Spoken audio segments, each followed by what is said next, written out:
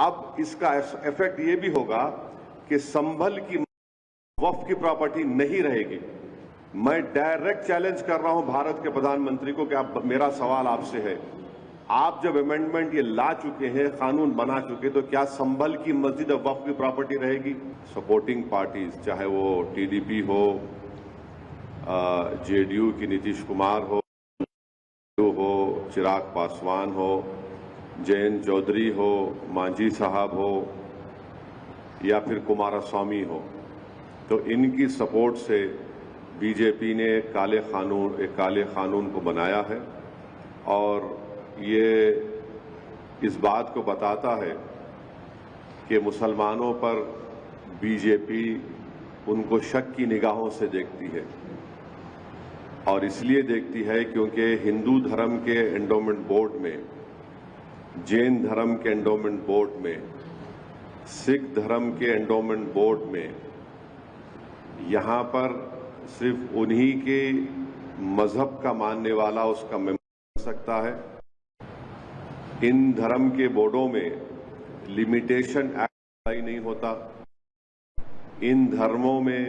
Bye usage वो उस धर्म की प्रॉपर्टी बन सकती है और इन धर्म के बोर्डों में दूसरे धर्म के मानने वाला भी उनको अपनी प्रॉपर्टी दे सकता है। ये तमाम चीजें इस अमेंडमेंट बिल के जरिए नरेंद्र मोदी की सरकार ने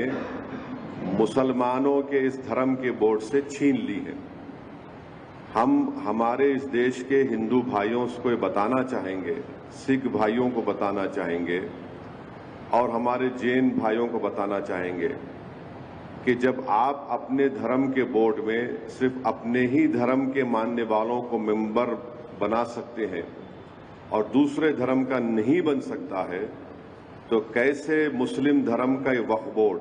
जो एक प्योर रिलीजियस इंस्टीट्यूशन है वक्फ बोर्ड,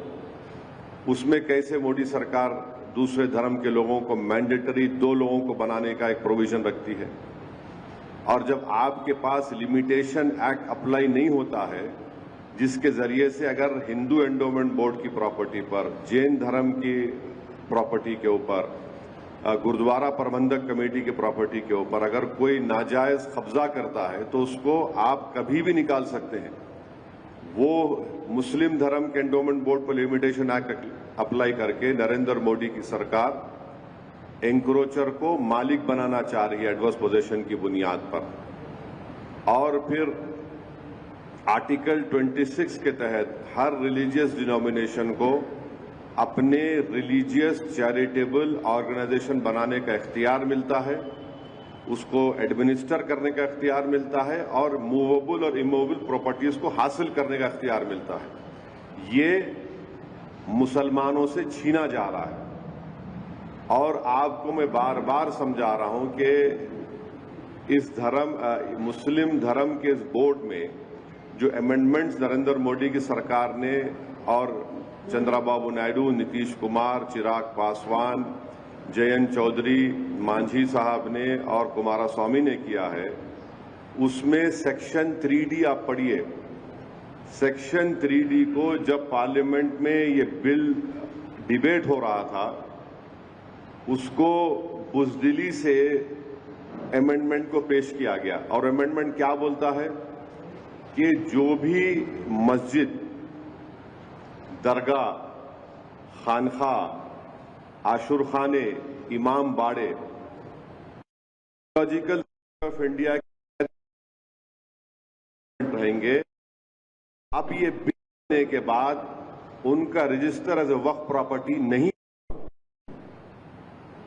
अब आप मेरे को बताइए,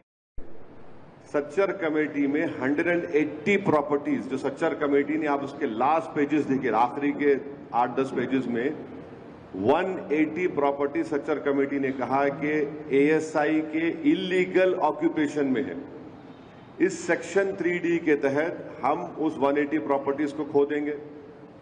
जिसमें मस्जिद, खानखाएं भी हैं, कब्रिस्तान भी है, दरगाहें भी हैं, सब है।